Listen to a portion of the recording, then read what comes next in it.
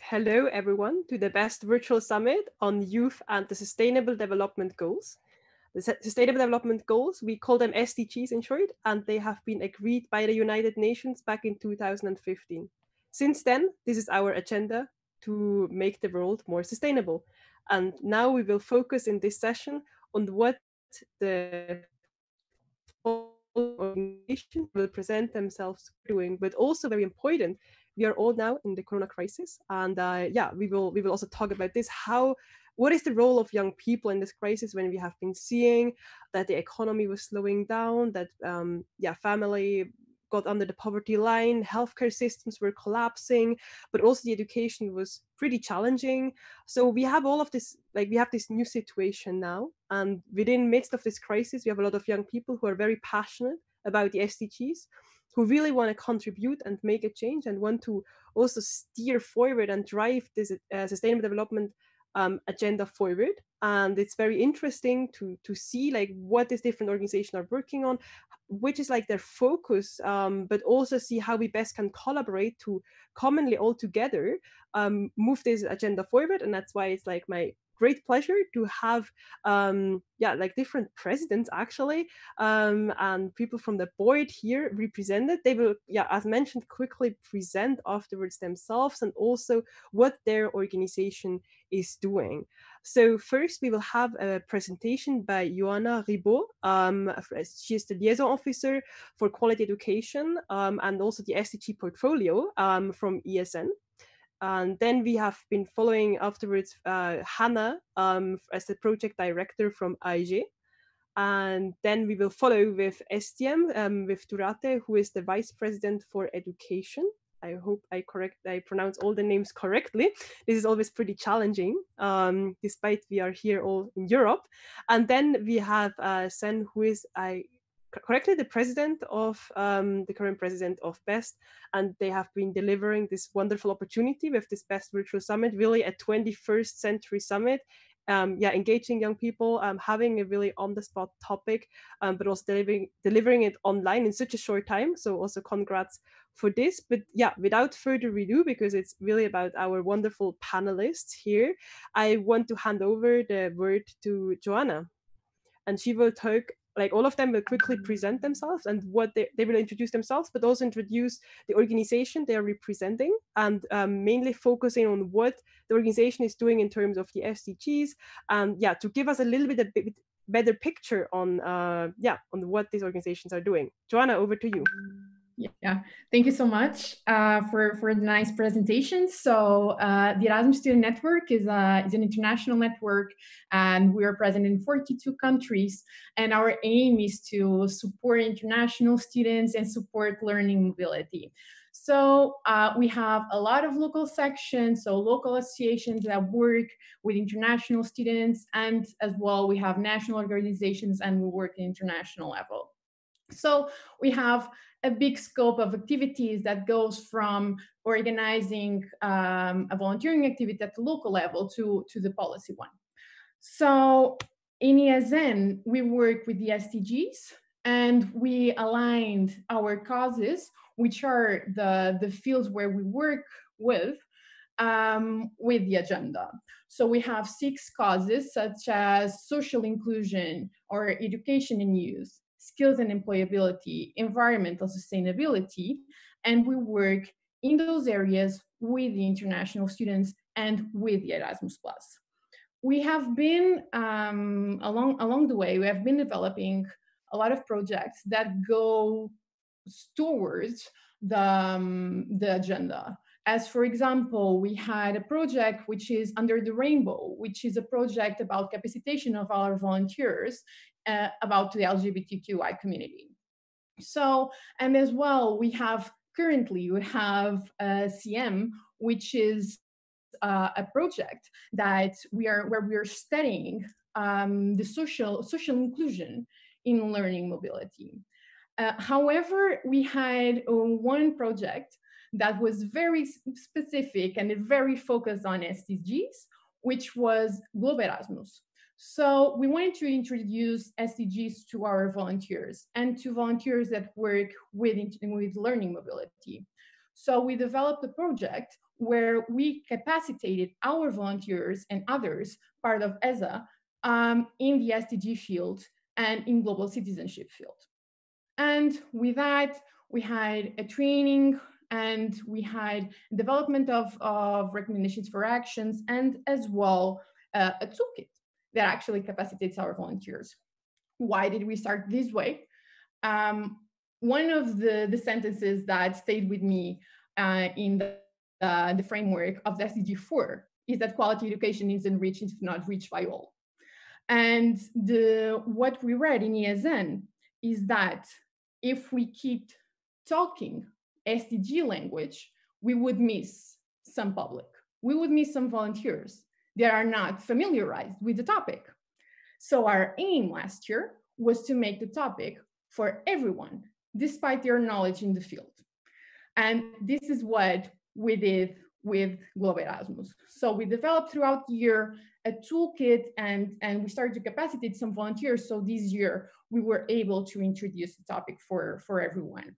And that's why as well that we focus our work in SDGs a lot in the causes.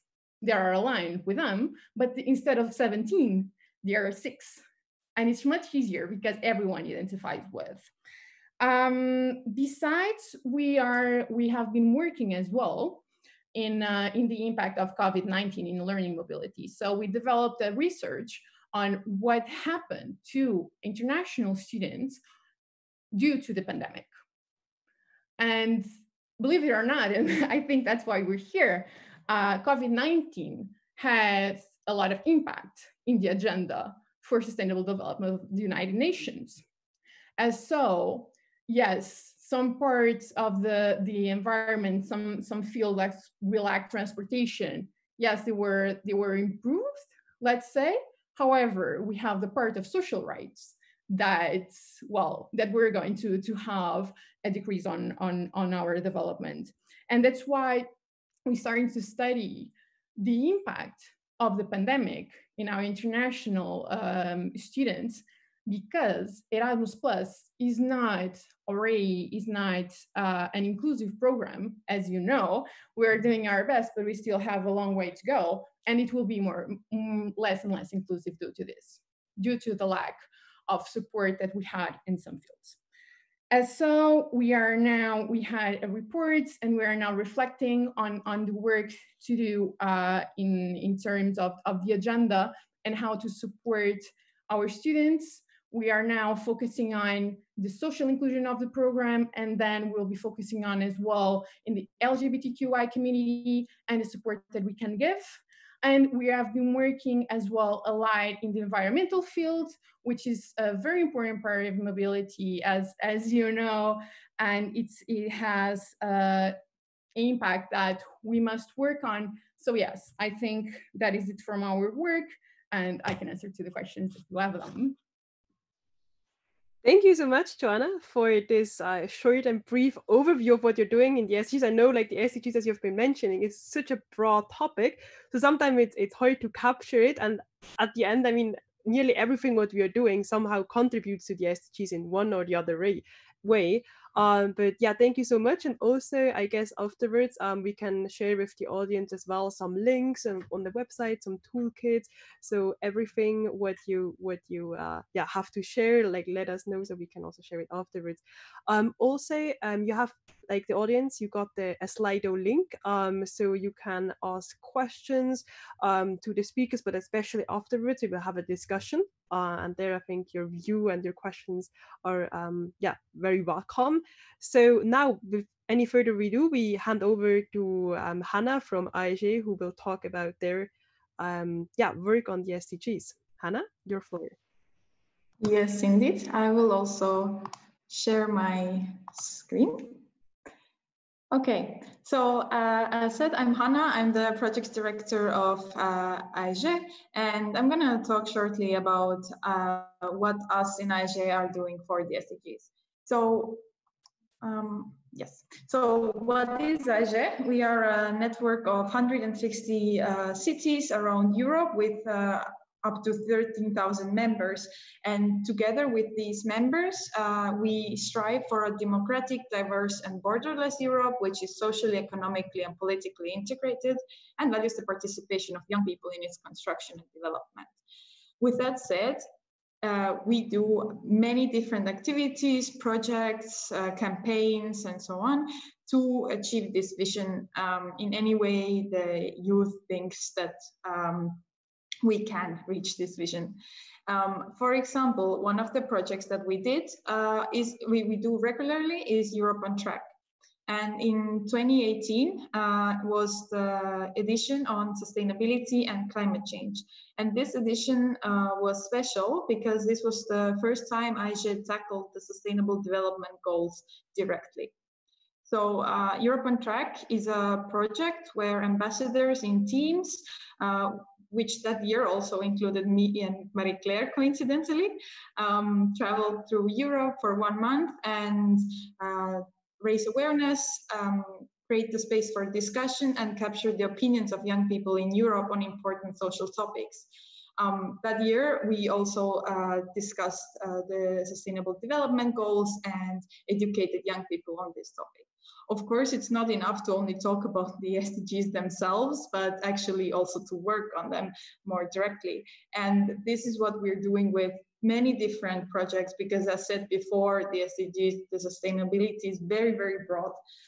But here are just some examples. For example, this year's edition of Europe on Track was focusing on gender equality and mental health, relating directly to SDG 3 and 5. We also have a Erasmus Plus project at hand, which is about circular economy. We have the project Why Vote, relating more to the peace, justice, and strong institutions SDG. We have the Human Rights Day project and focus area on youth development, working on quality education and employment of young people. But recently, we have seen that even though we do all of these activities, we are still tackling the topic of sustainability in a fragmented way. So half a year ago, in our last General Assembly that happened live, we ratified the Sustainability Manifesto. With the manifesto, we as an organization commit to mainstream sustainability through every activity project that we take. We commit as individuals to consider sustainability in every action that we take as an organization, but also most importantly, we commit to call for action on every level, and also for decision makers on every level to commit to sustainability. And following up on the Sustainability Manifesto, recently we have created a Sustainability Committee in our organization, which measures our impacts towards sustainability. And we're trying to also we mainstream the Sustainable Development Goals now through our strategic plan, which is for the next 3 years.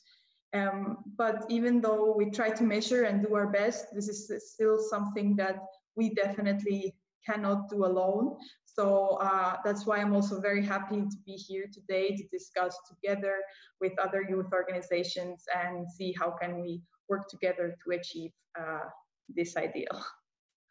And thank you for now. Thank you so much, Hanna, for this excellent presentation about what you're doing. And yeah, as you mentioned, like none of us can do it alone. So then let's go over to Duarte from ESTIEM to tell us what you're doing on the SDGs, like where are you now, and highlight some of your SDG projects. Okay, thanks. Then let me start sharing my screen. Okay, I suppose you are seeing it. Yes, okay, nice. Let me put this on. Okay, nice. So yeah, let's see how I can guide you through on our short history on Sustainable Development Goals, but quite enthusiastic still. Nice, a little bit of introduction of us, just like as you did for your own organizations. We are 75 local groups in 31 countries. We are very much event-based association as well. However, the Sustainable Development Goals demand another side of the organization, but still very event focused, and we do nearly more than 3,000 travelers per year. That's still a number we do. Yeah, on the Sustainable Development Goals, I do think, and I think that the two first points are going to be a little bit different than yours, because I do think we're a little bit more company focused in STEAM, but that's not a problem. We're going to see why the goals are different. On the being a facilitator, that's going to be a little bit more on the sustainability, and that's where you are already very much there.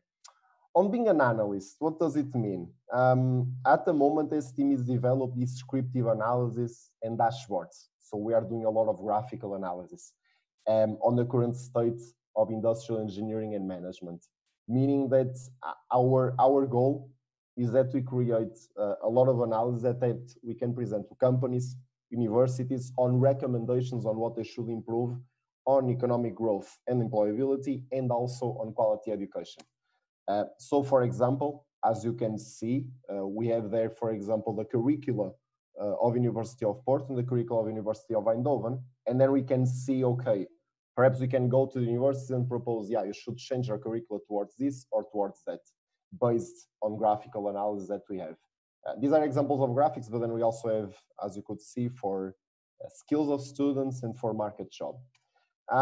We are also partnering in a European funded project to create as well new master's degrees in Europe, standardized for all universities, with a big partner organization that we have to clearly go a little bit more into leadership and industry 4.0 skills. And as you can see, these would contribute to quality education and decent work and economic growth. On the part of being an executioner, okay, what can I lead you here? Yeah, the whole point is that STEAM also teaches students a lot of quality management skills based on Lean Six Sigma methodology. And the whole point is that now we are creating a task force of students, obviously that for their own personal benefits, but also they go to different companies, both in Africa and in Europe, to improve their methodologies on Lean Six Sigma. And that clearly is giving a lot of benefits for STEAM, not only recognition, but also in improving the quality of those companies. And we are doing that by partnering with the International Trade Center. And again, since it's very company focused, is helping not only quality education, but also economic growth of companies.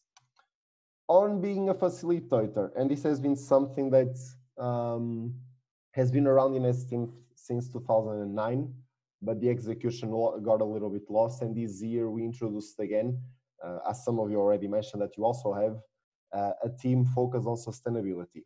And for that, the team will mainly focus also on suggestions on traveling more environmentally friendly, also doing surveys on advocacy matters, as some of you also talked about equalities and genders and so forth, CO2 analysis, and also empowering the local groups to talk about these issues. Yeah, and for this, just to visualize, we aim to go a little bit further in these three goals. And I think that's all. Exactly, that's all. Nice. And I'll stop sharing my screen. Brilliant, thank you so much. And I think like it's so fascinating to see that we are all operating in the same area and all operating with young people and having a kind of similar goal, right, about youth empowerment, but then having a very different approach. And I think this is exactly what we also want to find out in this webinar and want to see what we are doing. We got already one question, but I think we can just end this round and also go now to our host, Best, and there we have Senne presenting.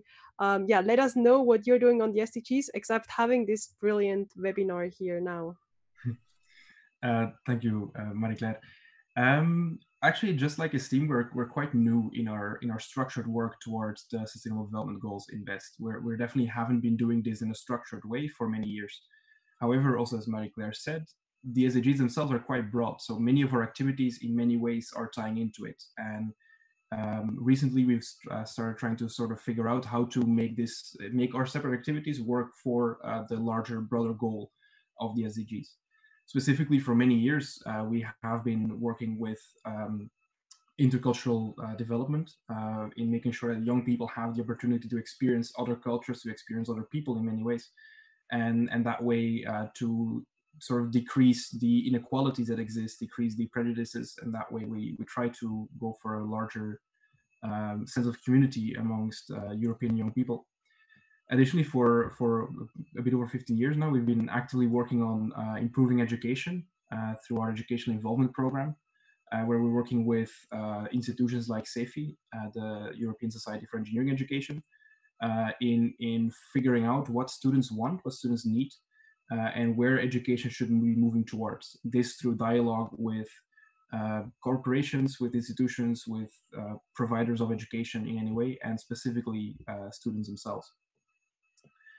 A few years ago, we obviously started also noticing that many of the solutions, many of the problems that are existing related to sustainability start from a technical background. They start from a sort of a technological problem, or at least the solutions to many of the problems will be coming from a technological perspective. So we start more and more having this understanding that we have a specific responsibility as the European students of technology to contribute actively to finding solutions.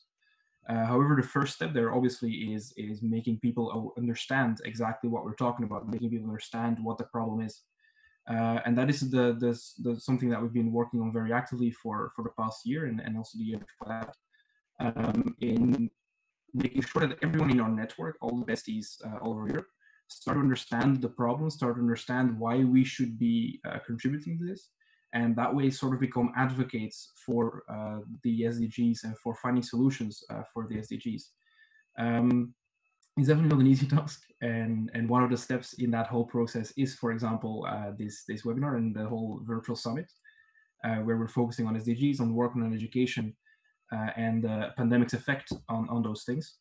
And we're hoping that this will spark conversation, that this will spark understanding specifically all across the network, and that in the future we'll be able to continue to work there. When we're looking more towards future actions, or towards things that are sort of in a more primal stage, we're also starting to collaborate more with other associations, because this is one of the main things that we're noticing is that, I mean, none of us can really do anything alone in this current area. For the past decades, it made sense for us to operate next to each other, but right now it's more and more important that we start to collaborate instead of compete, specifically towards such large global goals. For example, right now we're working with AEGEE on a project related to environmental sustainability.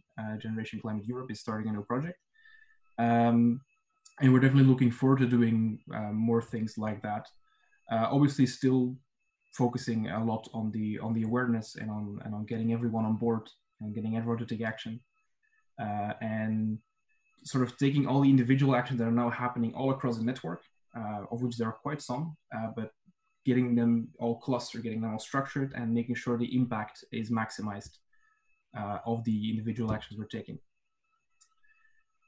Yeah, I think that's mainly it. This is the stage where we're in. We're mostly very happy to look for ideas, look for opportunities with all the people we're talking to in moments like these we're in right now. So once again, thanks everyone for being here and engaging with us.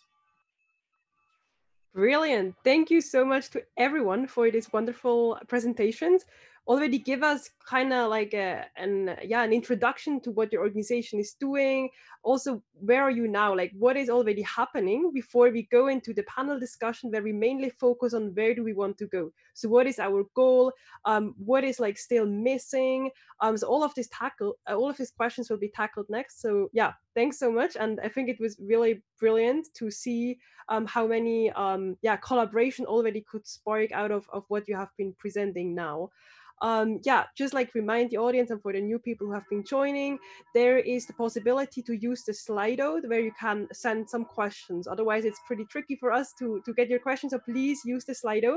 And we already got some questions. So I think I will just go and start our conversation, because they very nicely bridge from the introduction now to go to the outbreak to where do we want to go.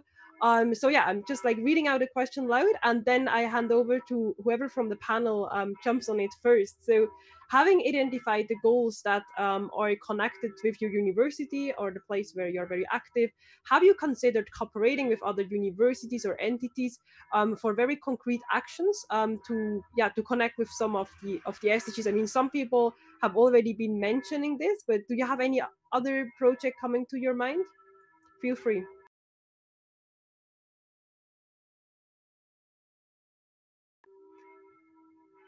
No one did anything, or how do you have to? I can go, but it's a little bit repeating myself, but it's okay. No, I think STEAM here is doing, I would say, personalized work.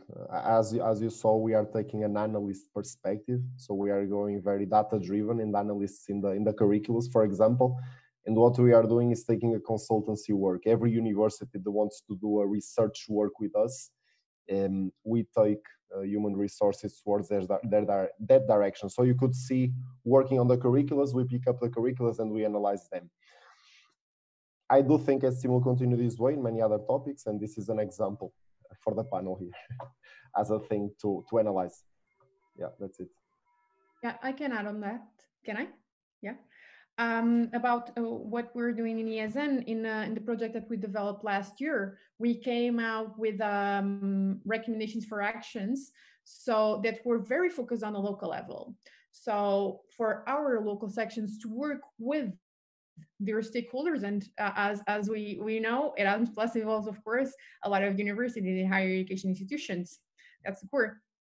And so some actions were focused on the cooperation with higher education institutions, mostly the part of the educating students towards sustainable development. So we think it's very important to look at our local communities and start to develop some actions in order to educate youth in the field of SDGs. Excellent.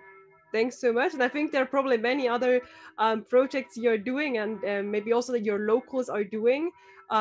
Yeah, so this is, thanks so much for this insight. And then we have the second question, mainly talking about the role of the NGOs to achieving the SDGs and how they can better cooperate. And I mean, first, if there is a need, but I think we already answered the question. All of you actually said that we need some more cooperation amongst the organizations and the NGOs. And yeah, maybe give some ideas already how we can increase this cooperation between the different NGOs here on this panel. Who is doing the icebreaker? Yeah, if I can, yeah. So as actually Senne already mentioned, AEGEE and actually also ESN are already collaborating for one project right now. But also in general, like I feel like the NGO sector is very well connected and has a lot of cooperations actually happening on these topics, tackling very many different SDGs from different angles through different projects and advocacy campaigns and so on. But I do think that this is something very important and very valuable, and it's always good to collaborate. And as Senne said, now is the time to work together, not compete against each other. So I think just to communicate to each other is the best way how to increase the cooperation. But I really believe that it is already happening, and it will only grow in the future. Sen? Yeah, to add on that, I mean, I think Hanna basically mentioned most of it. Indeed, it is already happening. We know how to collaborate. The real problem sometimes is that in order to collaborate, you need to always adapt a bit the working methods of specific things. This is definitely something we're struggling with in Best, that we have a lot of things going on and it's difficult to adapt them to a new type of project, a new type of collaboration. And I think that is something that all the NGOs could invest in sort of organizational flexibility that would allow them to collaborate more easily. Because I don't think the problem is in the will or the need to collaborate, but more in the capacity to adapt to a new collaboration. And definitely for this sort of consortiums of NGOs or any type of structured communication is very effective. A few of us are also in IFISO, for example, which is a forum for many NGOs that are getting together regularly, which can be an amazing platform to start new collaborations. And I definitely think that these are things to invest in as NGOs, even, I mean, obviously investing time and effort into it. Brilliant. Thanks so much. There are so many questions coming in, so I guess we let's take the questions first, because they're very well fitting in the overarching topic of the panel discussion. Where do we want to go? What is the vision? So the next question which came in: what do you think is the role of student organizations like yourself and also the locals to helping the universities to actually get better and work on the SDGs? Do you have some highlights, some lighthouse examples, or something you want to share with us? Who is going first? I can say something here. We don't have like a lot of amazing examples here in BEST. We're definitely not like sort of the lighting example here. But I think that the main thing here is that as young people, we have this luxury of being able to be a lot more flexible in our working methods, whereas in universities, we expect them to be more rigid. We expect them to be more conservative, because that is one of the biggest strengths they have, is this consolidation of knowledge of experience. And when it comes to need for fast change, this comes down to us as young people to take an active stand. So being involved in organizations like ours is already something that can be useful. But obviously, I think it goes further also into individual action, which is something that we need to empower as NGOs, that the students are the ones telling their universities to change, to adapt, to improve, because we have that platform, we have that right, we have the time, it should be totally feasible. And we can't expect the universities to do it by themselves, because it's not really their future at this point, whereas it is ours, and that gives us the responsibility. And again, we have the time, the resources. Absolutely. Who agrees? Who disagrees? Joana? Yeah, if I can add on that, I think that, well, as students organizations and as people that are working for a cause at the local level, we are already SDGs ambassadors. So what we must keep in mind is that when we're doing our work, there is a thing that we have to have present. It's intersectionality. So our topics, the ones that we're fighting for, well, they are all connected, and they are all connected in human rights, environment, or so, and so that leads to sustainable development. I think that we already work a lot in SDGs. We are just not assessing, and we just have to recognize that. And yes, well, I think that students' organizations, they have for sure a crucial role in the agenda. We are the future. So absolutely. Duarte, Hanna, something to add? Yeah, I was gonna add an example on how we try to push this case by case, obviously, because SDGs are quite extensive in KPIs, as you can see on the website. A very practical way is, again, because of the nature of STEAM, in an analyst perspective, what we are trying to do is, with our network of professors also, we're trying to pinpoint universities that want to use the targets of the SDGs, the 169 targets that they have, as also their KPIs of success.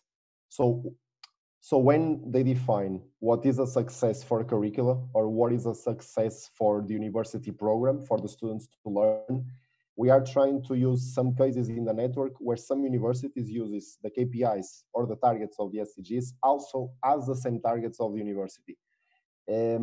So that when an university, and also propelled by STEAM, at the end of the year asks, did we reach success or not, that success is the same as a success of the SDGs. So we try to align the KPIs with some universities. Yeah, and to add also, like, another practical thing is that we also believe a lot in the power of local youth organizations to be the leaders. And for that, like through projects like Europe on Track and Why Vote, AEGEE has been also encouraging local youth to reach out to their local governments and local also like national governments and advocate there for the causes that are so important to us. So we've also created a guideline on how to reach out to politicians, and with these projects we also ask the ambassadors who travel to these cities to try to arrange the meetings with the local governments themselves, so that the local youth can get also supported and encouraged by these things. So I think that as umbrella organizations, we really have also the responsibility to empower and educate our local members to also take these actions, because only then we can reach if this pressure is coming from all sides to make the change. Actually, thank you so much for this brilliant bridge, because we just got another question. Exactly there's a lot of pressure on young people really needing to lead this change, this sustainability transformation, and it can be actually pretty a big burden on young people, because we might feel alone, right? And in doing it, and the government might not really supportive, depends where you are. I mean, we see now some action on climate, but there are like a lot of other topics which are unfortunately left out. And so, yeah, basically the question is, how do we convince the governments to take actions themselves, to try to, give the burden maybe partially to someone else, and not being the ones who have to lead it? Do you have some good examples, or how can we convince the governments better to do this? I can also continue a little bit on this, because also when during our project, we also asked young people who should take the lead in reaching the change to become a more sustainable world. And more than half of them answered that the government exactly should be the ones who will take the lead on this. And how do we convince them is by being political. We as young people cannot have the luxury of not being political. We need to go and vote, we need to advocate, we need to protest, and we need to also become like political ourselves. Like, we are the young organization, we're growing up, we need to show with the new businesses we create, or the politicians we become, what are the values of the young people, and bring them towards the change. And as you could see also in the last European Parliament elections, for example, in Germany, very big part of the young people already voted for Greens, which shows that there is a slight gap in what the young people want and what the older people are voting for example. Exactly, being engaged, voting, and taking an active role in this political agenda. Someone else has something to add? You have some experiences, Senne? Yeah, I think Hanna is actually making the exact right point, that as young people, we have a specific responsibility once again to take action in whatever way we can, in whatever capacity we can. But when it comes to actively creating the change that is needed towards sustainability, well, we just don't have the resources really. The resources right now are in the hands of governments, of business leaders, which is not us. So what we can do is trying to convince them to make the necessary changes, to research the right things, to make sure that the changes are also as right as possible. And then indeed we get into a debate that has been going on in BEST specifically for a long time, and that is, should we be political, yes or no?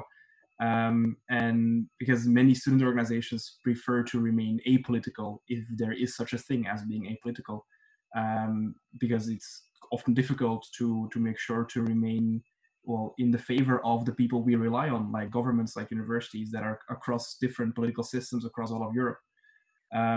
Personally, I think at some point we can't stay on a sideline, because not taking a position is a position in itself, because choosing not to act is a choice.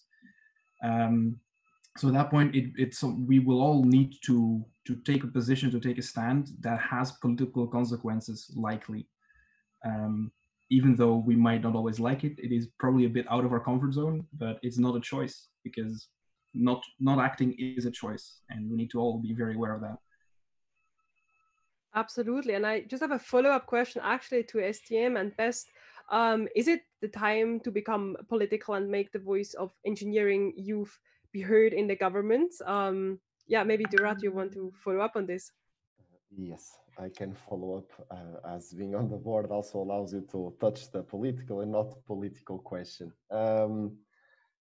I do think there are two sides here of the equation when there is a political part. One is being party oriented, like I'm on the right or on the left. I think, guys, on the panelists as well, this is not a question we are touching completely here. What we are touching is societal topics. That's it. And yes, I do think also the initiative of being with you today, also the perspectives of going a little bit more global with our educational impact on the universities, also societally speaking on Europe and Africa as well, has been a societal move somehow. When it comes to making the voice of students heard, okay, I think that's very much a success that BEST is having already on the paper creation part, done year after year. We tried this year, but also the human resources were not there yet. But the thing is, what we are trying to do is to create marketing and scientific frameworks to analyze stuff. So the thing that you are seeing on the market shop, the curricular development that we are doing, the creation of graphics, for example, that's the technological advancement that we are trying to give to the NGO, to have technology to show what we should change in those matters. But yeah, I do believe next year will be we will have a political exponential growth in STEAM. I think that's the bottom line. That sounds like an amazing outlook. Senne, do you have something to add, as the question was also directed to you? Yeah, I think, is it time to become political is once again a question often asked, and the question that I immediately ask back is, what does it mean to be political in the first place? Because sort of any time that we are trying to influence the way our society is organized, that is in the way of political action, depending on which definition of politics you choose. So I think the most important part for us specifically, and I think this applies to many, definitely not all, but many student organizations, is to indeed remain non-partisan, to not consistently pull for one specific party, but to remain sort of an impartial body, just representing the interest of the students, the youth that we are working for. But once again, being apolitical is impossible, in my opinion. It's not a question, should we be political or should we not be, but how. And here specifically, we have already been doing many actions that could be considered political in BEST. For example, as Duarte mentioned, we do a lot of research into education, into how engineering education is structured, how it works. And we write papers on that, we promote them, and sometimes these papers contain recommendations, they contain a position of what best things should happen. Specifically right now, we are writing one on gender and diversity in engineering education, and publishing that paper where we say that we believe a specific thing, well, that is a political action in many versions of the definition of politics. So it's why I have a lot of trouble answering this specific question. The main point is that over time, it will become more and more difficult to remain apolitical, like true apolitical. And instead of resisting it, I think it's more important to see on how to make that work for us and for the purpose that we're working with, and for the people we are working for. Actually, thank you so much for the input. There was just a follow-up question in regards to this position paper you have been, or you're working on, if I got this correctly. So the question is, can we include the SDGs in this as well? Do you think there is enough awareness about the SDGs within your within youth generally in Europe? But maybe like first, can we include the SDGs somehow in this report position paper? Well, yes and no.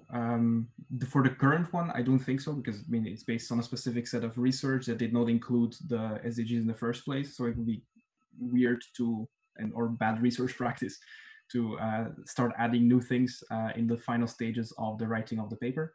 However, definitely in the future, sort of every time we do research, it has a connection to the SDGs. And this comes once again to one of the first things I mentioned, that we need to also focus on looking at where we are already working towards the SDGs and trying to structure that and making it visible more than anything.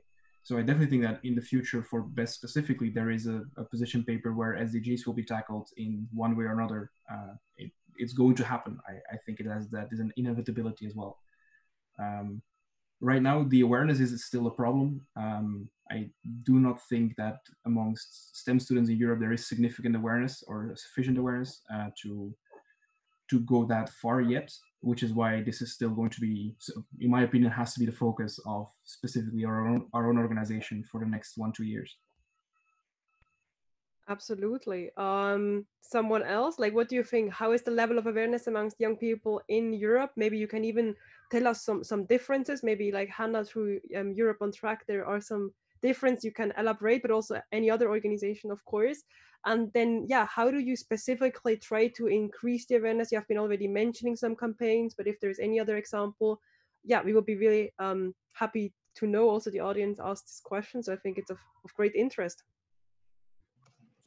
Yeah, shortly from the European track that we had on the topic of SDGs, there was also a question about how the youth could evaluate how good is the SDG education, and they rated it 5.6 out of 10, as far as I remember, which means that there is still a lot of room for improvement, of course. This was also 2 years ago, as I mentioned, so it's possible that recently it has become more visible. I do, like, when I was traveling there, I did notice that most of the young people knew what it was, and especially when you get to already the university students. When we go to high schools, then the awareness is less, which of course also signal the problem, because high school students could get this information also through formal education very easily. And as we said, like, when it comes to raising awareness, I think the main thing is just to talk about this and continue our work on this, and also directly mention the link to the SDGs, because that creates the awareness around them. Because as we said, we are all working on them, but sometimes it's just easier not to mention that there is the direct link existing. Maybe Joana, you want to add something? Yeah, sure. Regarding, well, we work with the broad public, so we have people in the NGO that they're very aware of the SDGs, but then we work with international students. They are not aware. It's normal. So yes, I think that youth is not still very aware of the topic. Nevertheless, I think that the priority should be global citizenship education, and then we introduce the SDGs. So our priority is to educate citizens to a global mindset in the local level and understand that they are actors on the SDGs framework, and then present it. Because I think that if we show, hey, so here is a framework, there are 17, and it's done, no one will do anything, and it won't stick. So I think the most important part is to educate our communities about our role in our society and how to have a global mindset, and then introduce the SDGs. And that's something that we are trying to do. Yeah. Brilliant. Thanks so much. Then, yeah, Duarte from ESTIEM, do you have something on this as well? Yes, just gonna finish up with an example. First of all, yes, I do believe we can do position papers for that. Yes, I do think we are strategically from the board level also creating teams in our associations to propel that. So I do think it's quite a normal thing that all of the NGOs are doing. On a practical level, in a different approach, I would say what we are trying to do in ESTIEM is to pinpoint successes, which is we have now a local group dashboard where we also have metrics about how societal and environmentally friendly the local groups are. So we have numbers to measure that. So whenever, every month or every 6 months, for example, we do a round of evaluation, if we pinpoint a success, we promote it in the network and we create discussions why that local group is so good in those topics. And then they can see, okay, that's a success, let's benchmark. Yeah, so we are kind of using metrics and local groups. That's it. Mm-hmm. Brilliant. Thank you so much for this. So yeah, I think all of the youth organizations are really working hard on increasing this awareness. But yeah, as already before mentioned, of course, it's not only on the burden of the shoulders of the youth organizations themselves, but yeah, as you also mentioned, we need the formal education sector as well, stepping in and yeah, contributing their part. And yeah, we just received another question on collaboration and awareness in the position paper. Do you think it would make sense to start creating positions or policy papers on behalf of several organizations to increase awareness? So for example, having 4 organizations, maybe the 4 here or any other one, and creating one common paper. So what could be the advantages, maybe disadvantages, challenges, or yeah, there was already some cooperation going on amongst some of the organizations. Do you already have something in mind? Who wants to start? Oh, when it comes to the upcoming, then we can say a bit. I mean, we definitely, well, I think that already in youth organizations, we have the practice that when one signs a letter or a campaign about the topic, especially regards to advocating towards some decision makers, then it's quite common that youth organizations ask each other, like ask the others to sign it as well. But it's not so common, I believe, to actually create the paper or to create the position together. But I do think that this is something that could be done more. And indeed, in our future collaborations, we also have plans to campaign together on certain topics. And I think that is definitely very important, because it's true that this way we reach more both young people, but also more of the people we advocate towards to with our huge networks together make just a broader reach. Brilliant, thanks so much. I think you covered already a lot. Is there someone else who wants to I can add. Perfect. I think that, yeah, can I? Thank you. I think that this part of collaborating and developing position papers is very valuable. In Liaison this year, we developed actually 2 position papers with other organizations, and it's very good. So we can actually have two sides of a topic, and to combine different knowledge in a certain field. As for example, one of the topics, firstly, it was the budget for Erasmus Plus, and we developed a paper with ESTIEM. So yes, the 2 organizations have 2 different knowledge in the fields, and they combine it, and it became something very, very powerful. And then, for example, we had one in recognition of studies in and pharmaceutical students, and we developed the paper with EPSA. So I think this is very valuable, and I do think that we should, for sure, combine our knowledge here, because we all work towards the agenda. So if we combine what we know and what we do to make a statement and to pave the path for youth, I think it can only be valuable. Brilliant. Thanks so much. Great. There are like so many questions also for the new people who joined. There is the Slido where you can hand in some questions. But now I would really like to understand from your opinion. I mean, we are all young. We are all in youth organization networks all over Europe, and hence also leading or have been doing some youth activities. And when we now want to look in the future, so what is like to come, what is our vision? So how do you envision the future of youth activism here in Europe, or like some already mentioned, even beyond? Do you have some ideas, vision, examples, dreams? So this is really the place now to let the audience know. Who is starting? I guess you're all visionary. Come on.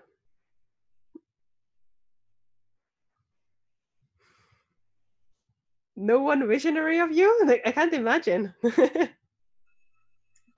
Senne. Yeah, I can try to say something here. It's a very like sort of a difficult thing to see right now, obviously, because we're in a very precarious situation where the normal youth activities and the normal youth activism focused a lot on getting young people to come together to understand something, and then broadcast that somehow to the rest of the world. And that is the main thing right now that needs to change and needs to adapt to the current reality. And given that we can't really expect this reality to change in the next, well, foreseeable future, definitely not on time scale of a student. So I think the main thing here that the first step will be adaptation. It might be that the near future is a bit annoyingly quiet on the field of youth activism, because we need to first adapt to this reality of working online, of being able to communicate online, where the social connections that us as volunteers, that connects us as volunteers very effectively, are way more difficult to establish. So I do think that we will first need to turn inward a little bit, turn towards making sure that we exist, that this connection still exists, and then use that again in similar ways that we have so far, where I think that increasing the seats around the table that are reserved for young people, that is something that we've all been working on in many ways, and broadcasting the opinions of young people as much as possible and as reasonable as possible. It remains something to be done, but just adapted to the world we live in right now. Thank you so much for your first thoughts.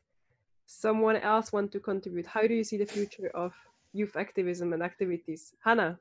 Yeah, I just wanted to add on to this because I really believe that the youth sector is the most flexible one. And I think it has also been visible in these times because like I saw all of our organizations completely change our scope. Instead of the events that we had planned, we are having online events. There are hundreds of webinars daily.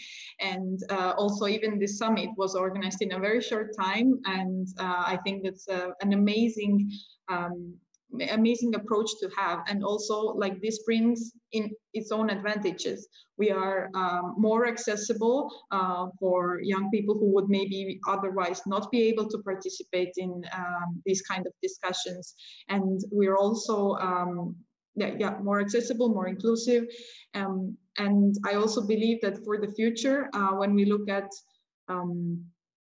activities coming up, we have to really just focus on the fact that we don't, let's say, go back to what was, that we go forward, and we go forward to more mindfulness when organizing events, and rethinking which events have to happen live, which events should happen online, and also when they happen live, that they're done in a sustainable, accessible, and inclusive way. Absolutely. I think we are already living kind of the future now with this forum, with all the advantages and maybe also some technical challenges as they're always occurring. But also in the preparation of this call, we mentioned that we are learning, every one of us, like day by day, and this is already a great example of how the future of youth activities and activism can look like. Duarte or Joana, do you have something to add? Duarte, yeah. Yeah, I can go just also picking up a little bit on my presentation, what I was saying.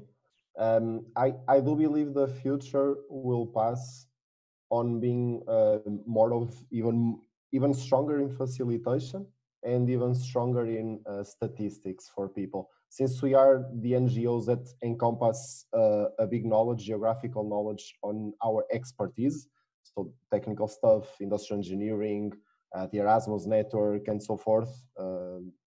I do believe we are the ones that have the responsibility also to bring statistics to governments and statistics to the ones that can take action. So I do think, and we also noticed that in ESTIEM, the analytical perspective of NGOs will increase a lot, at least in the next 2 years. When it comes to facilitation, I do think, and as Anna was saying, these events, and also Senne is an example on this summit, we should also increase what we do in these events. So I do think those two parts, facilitation and analysis, are going to be the ones. Brilliant. Thanks so much for your thoughts on this. And yeah, as already touched upon, I mean, now we are in a very special time and we can hopefully adjust a lot of things we have been working on for quite some time. So this gives us a very important and interesting role. And now I would like really like to know what do you think, what is the role of young people, and especially also the youth organization you are representing in this recovery of the crisis, and how can we make it, as you mentioned, like a better world, not going back but going forward, and how can we implement all of our, or some of our ideals and goals and vision into this new world? Big questions. Who wants to go first? I can say something. I think that our role as not only NGOs but youth is to refocus, because of course now we are facing a terrible situation and we have to focus on some aspects. However, this is part of a bigger picture. And I think that our work here is to adapt to the new reality and make decision makers refocus. So yes, we have this, but we have to arrive there, and we have to still work for sustainable development.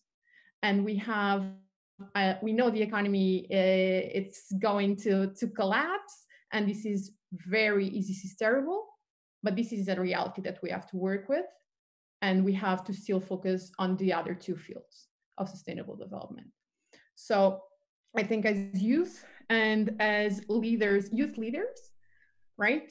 Because we're leading youth in our fields of action, we have to remind ourselves and our peers that we have a goal to achieve, and we must keep working on that with a new reality. Absolutely. Thanks so much. Who wants to contribute? Senne, you go next. I can't add that much to what both Hanna and Joana already said, that it is all about avoiding all of us to slide back towards what was before, but accept that we are in a new situation, accept that we're in a new reality, and move forward both in our own systems, in our own societies, in our own NGOs, but also avoiding that the rest of society slides back, because there will, after this situation calms down in some ways, it makes sense that many institutions, corporations, governments want to just go back to the way it was before. But we have seen right now in the past 4 months that all of us, and this is not just going through youth, but through all of society, we're all capable of radical change when it's needed. We're all capable of doing radical changes that can have a positive impact. And kind of that takes away the argument of saying, we need to take it slow, we need to make sure that we don't make mistakes. The argument doesn't exist anymore. And I do think that at some point we'll need to hold the rest of society accountable to that as well, and make sure that industry doesn't say, we're over the crisis, so you can all come back to the office and all start doing your commute every morning again.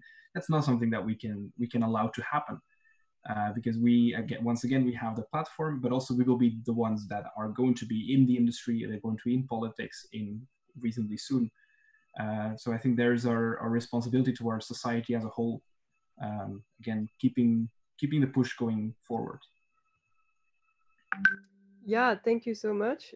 Duarte, do you have something to add? Yeah, I think just as a conclusion, on also following up on what Senne was saying, and that's been a little bit of a jargon we've been using in ESTIEM, is that we do think our youth organizations are the ones that should set an example for the digital transformation, if that's something you can propose. So we should be the ones that should propel an example on how to work digitally. That's something that we are very used to already.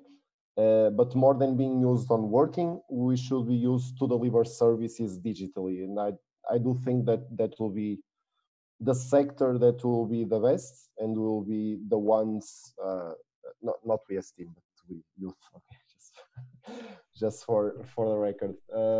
Yeah, will be the ones giving the best examples to companies and governments. Absolutely. People already living digital conferences, while some other commissions are still debating whether or not doing it, somehow, because they can't meet physically. So I think this is a really great example. So we are entering actually the last 20 minutes of discussions. I will pick some more questions now, and then we will already move to the last point. But actually, I would be really interested in to know from you, like, what else do you need, and from whom, to achieve these SDG targets? I think in the beginning, where we try to understand where we are all at the moment, you all explained what you're doing, which is already great, but I guess everyone mentioned, or also throughout the discussion, that we could even do more, and we actually have to do even more. We already talked about the role of the government, so this is for sure one sector who you all asked for kind of some support to achieve the goals, and like put a little bit of the burden to someone else who also needs to act. But who else is here, and from whom do you need something to be able to achieve this vision you're already lined out before?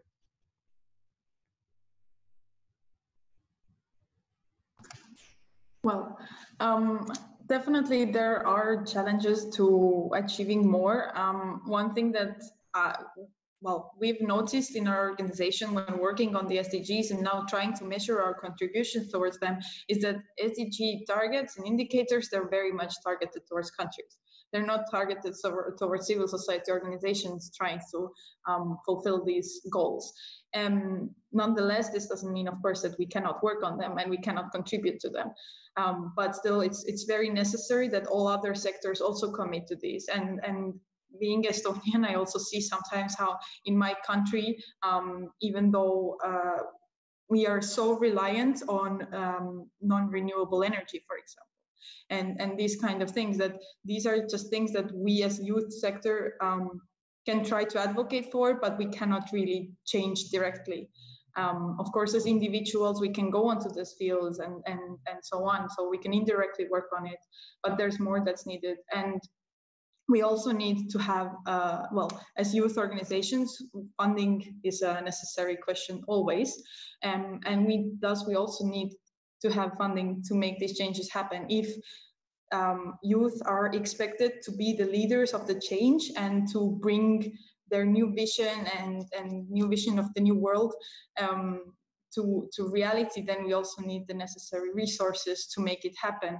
And when we partner with corporate businesses, for example, we also need them to take the necessary steps because we also rely on them to help us make this all into a reality. Brilliant. Already identified some things we need. Of course, resource, especially financial resource, but also better measures to even somehow measure our targets, to measure our contributions, and having a better set of targets and indicators to be able to who else has something to add? What do you need, and from whom? Yeah, I can shortly contribute here. I think from the experience that STEAM has is that as Hanna was saying, we are going to be the leaders of change, leaders of society in the future. Clearly, the students, the target group, and something that we've been seeing is that the students that are going to be the future are directly linked to the education that they receive in the university. So if the system, which is university, around them changes, then the students most likely easily will change. So if I had to pinpoint one that we think is crucial is the university as an institution, because if the system around you in your daily life changes, and it's kind of mandatory to put into your learning experience to learn about the SDGs, then obviously you'll become proficient in understanding SDGs. So if we have to pick up one, universities would be an easy pick. Absolutely. Another stakeholder who should support our efforts, and sometimes maybe already doing it, but for sure there is a lot of room to improve. Senne, do you have some contributions? Yeah, I mean, I can't do anything else but agree with what's been said before. These are indeed some of the main things that we will need to be able to move forward. I think one other thing, potentially a bit of a smaller scale, is recognition in many ways for what we are doing, because that will create the space for us to actually do this. Specifically, this comes down to we're all doing volunteer work, but neither universities nor companies are structurally recognizing that as something valuable. So there's no real space within our lives, according to the current system, for us to partake in youth activism, except for the select few who choose to, well, sacrifice some things, or just are lucky enough to manage their own life sufficiently well to be able to combine all these things together. But for many people, it's not an option for financial reasons, because university is too tough to be able to handle it, because they need a job. And I think that here, both corporations, even governments and universities can all somehow, should all somehow recognize that what youth activism itself contains a specific set of skills that is marketable. And at that point, that gives young people the space to raise their voice without repercussions on their careers and livelihoods. Absolutely. Identified some other places where we have to increase efforts. Joana, do you have something to add? I totally agree, of course, with what has been said. I think that the only reflection that I can make is that we can start things and we can start projects and we can have a lot of different initiatives that are very inspiring and so, but if all the actors do not cooperate, we'll stay the same. SDG 17 assesses the need of cooperating and different actors as civil society, governments, and so to work together in order to achieve sustainable development. I think that, and it's not only in the NGO world, but in the world, we must stop competing and start collaborating to achieve something bigger. So if we do that, and everyone involved, I think we can do some change. Absolutely. We already talked about different forms of collaboration and where you already collaborate and where you have still some maybe room and some ideas to move on. And maybe this leads me to a question we haven't touched upon yet. Like how do we achieve a better intergenerational dialogue? Because now we are all here young on this panel, right? So mostly also talking to people with a similar vision, like the same age range. But then you probably all also face that like what is happening if you go out and there are like some other people, they might not respect you, but they might be very open. I mean, there are a lot of different expectations and realities and experience. So how can we achieve a better intergenerational dialogue, and do you have some tips and tricks also for the audience?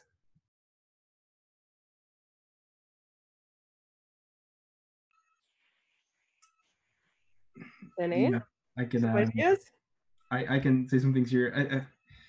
The main point here is to actually engage in intergenerational dialogue. That's the only real way to improve it. And we're lucky that at this point there are many adults, like actual adults, who are very willing to talk to youth and are very willing to listen to them as well. And in some way, like it's sort of one of the responsibilities or one of the options we have is to actively engage with these people who are already reaching a hand to us. And we've seen that definitely if you're used to being engaged, if you're used to speaking with adults, they do tend to take you seriously because many adults are willing to do so. Many governments, institutions. Duarte and I were actually together in a conference from CEFI in September, and it's very visible there that we as students, like 22, 23 years old, are taken seriously by deans of universities that are 65, 70 years old. And it's a very empowering activity. So I think this is already a very good sign.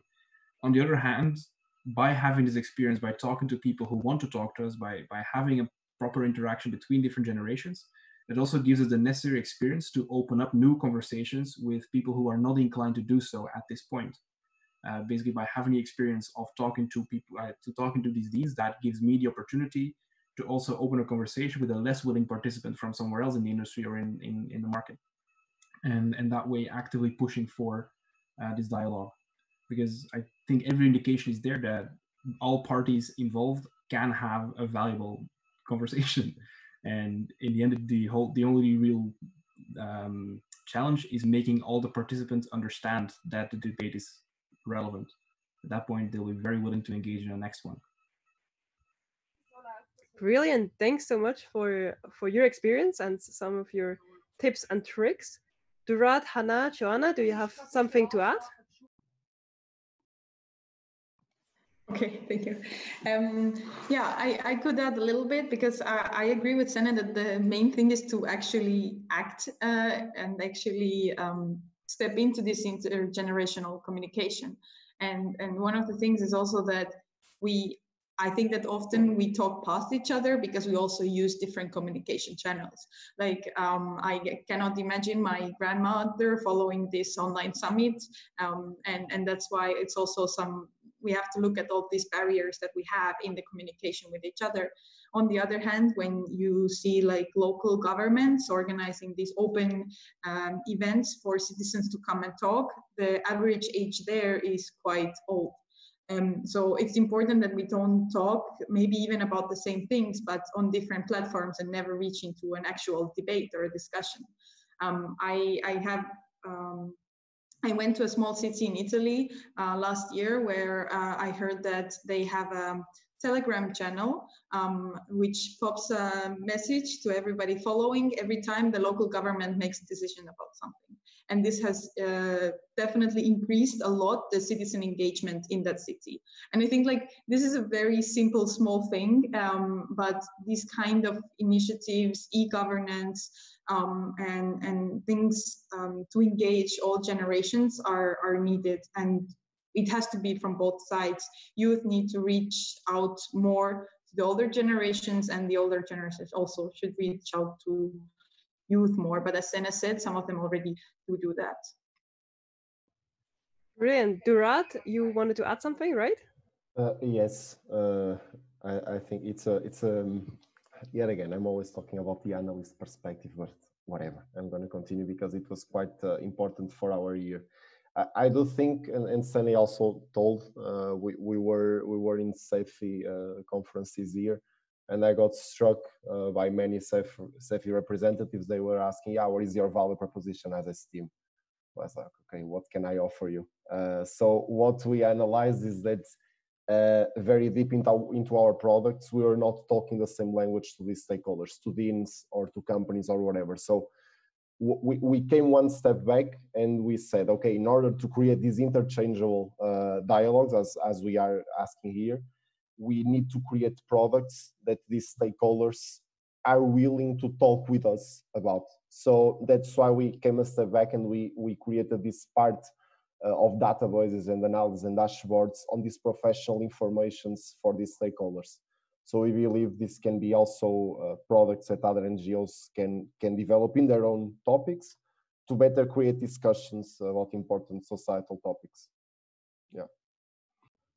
Brilliant. We got some other questions by the audience. So related to the SDGs being mainly for the countries, would an online global meeting organized by all students with the focus on youth and sustainability make sense?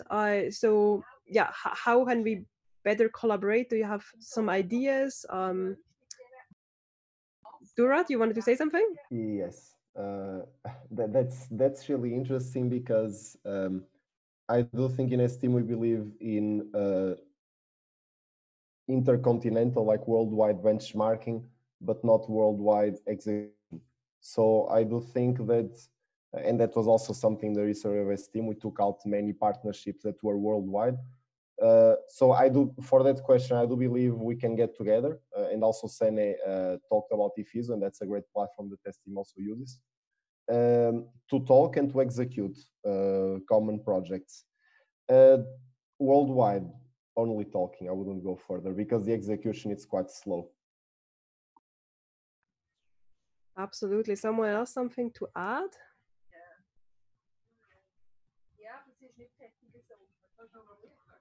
Senne, yeah? Yeah, there can be a lot of value in having an online global meeting with students. It depends a lot on the scope of it. It depends a lot on the exact purpose. I do think, however, basically, as Duarte already was mentioning as well, that the actual execution just happens more effectively within limited scope, because that is why we organize in the first place. And let's leverage on the organization already existing when it comes to execution, because that is just going to be more effective. And then collaboration is obviously one part. But once again, I don't think that there's a need for finding ways to collaborate, because I think we all have necessary platforms, we all have necessary connections to find the organization we want to collaborate with. But the challenge is always in finding projects, to finding purposes, finding causes to collaborate on,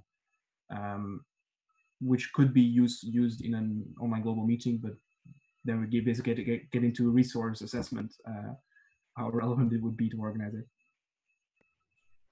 Absolutely, and we have only 5 minutes left. And yeah, thanks so much for all the questions. It was really interesting, and I think also it's really important to have kind of interaction in the webinars. Yeah, despite we are all over Europe, and also our audience is spread all over the continent. So having this possibility to engage. And with this, we started our panel with outlining where we are at the moment. What are you doing? Then we had the interactive panel and to try to create a vision and talk about the obstacles and talk about your vision and dreams and what the future, like how it could look like. And now we'll be very interested in the last 5 minutes to talk about the next step. So how do we achieve our great vision, right? So what are the next steps? What concrete actions are you going to do already now starting to during COVID or maybe shortly after to implement your or to take one step further in your in your dream?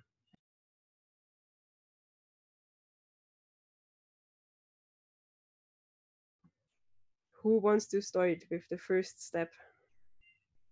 Concrete actions. Senne. Yeah, as I mentioned, the first action still needs to be, in my opinion, specifically in the target audience of BEST, is raising awareness and continuing to do so as effectively as possible, making sure that first our own volunteers understand and that our own volunteers can become active ambassadors for the cause we're talking about. And as soon as that sort of starts, then it is very important to create space for grassroots movements. To make sure that small initiatives from some of our students are able to grow, are able to thrive, and able to have an impact that is also being broadcasted. And as soon as that is working, the next step, specifically in BEST, would then be to really create Europe-wide initiatives with real large-scale impact. Yeah, in the meanwhile, obviously, there's many different ways that we can do already small contributions, decentralized things. But the focus would have to be on awareness, I think. Absolutely. And let's do like a quick round. Duarte? I would go clearly with Senne as well, because our target group is very focused on technology as well and engineering, even though more on the management side. Also raising awareness, since it's very correlated with education, societal topics. We also face that, and I also face that in my own position. So raising awareness. And other than that, I think, I don't know, obviously European wide, yes, but perhaps regional wide, starting out with a region specifically that is very good on this. Imagine the Nordics. I can imagine, not completely sure, but I can imagine starting with success cases of initiatives in the Nordics, for example, and then expand to the whole network. That would be it. Thank you so much. Hanna? Yeah, so definitely in addition to raising awareness and educating, I think the advocacy component is still very, very important. From local level to European level, I think that it's very important that youth work on these topics, but it's also very important that not all the pressure is put on individuals and young people, but also the current leaders, current older generations have to take steps for it, and that's why we need to advocate and say that this is important to us. And in addition, like to advocating and saying that this is important to us, it's also important to show that we are already working on it, and they should also better work on it. So by measuring and showing to everybody what are our actions, we can also encourage more actions from everyone, I believe. Brilliant. And then Joana, your final statement. What are your next steps? So in Liaison, we're going to continue educating our volunteers in the matter. So that we do believe that global citizenship education shouldn't be something that happens and then we move on. So this is something that we must continue and operate it along with the development of our volunteers. As well, we know we organize a lot of activities in some fields and in our causes, but we must understand the impact of the activities that we organize in the 3 levels. So we are going to work on the impact as well of the activity of Liaison in for the SDGs. And as well, we are going to work in involving international students in the agenda. Learning mobility is a crucial tool to global citizenship education. And our aim and what we do is the target 4.7. So we are going to continue working on that and involve everyone, not only our network, but the people that we work with, namely international students. Thank you so much, Joana, for this last final statement. As we cannot clap to the audience now, let's do like a round of the silence clapping. Yeah, so thank you so much for this really high-level panel. Thank you so much, Joana from Meeusen. Thank you, Hanna from AEGEE. Thank you, Duarte from ESTIEM, and Senne from BEST, really having all of you coming together on the Saturday, talking about youth and the SDGs, coming up with concrete examples how you better want to collaborate, what we here in Europe could do, but also involving other stakeholders and do a shared responsibility to move on with this agenda. So thanks so much for all this contribution, and also doing silent clapping for the BEST virtual summit. I think this was a really brilliant idea first, and then a vision, and then following how you have been doing it, that everything worked. Also, so thank you so much for all the people working in the background doing the technical stuff, that you could ask the question, that we had the live streams. So yeah, brilliant. And actually tomorrow you can even take action in the SDG case studies on Sunday, and for this you best check out the BEST website. And there you can also register and find all the necessary information. So it would be really great if you take action, of course, outside and after this webinar as well. Join one of the organizations if you're not yet part of, join their SDG activities, but also tomorrow join more, and join the SDG case study session. And I believe as well, if there's any question, you can always reach out to our amazing panelists. They're very happy to support you in your journey on youth activism and youth activities, and to implement the SDGs here in Europe. With this, thank you so much to everyone, and an amazing evening and afternoon.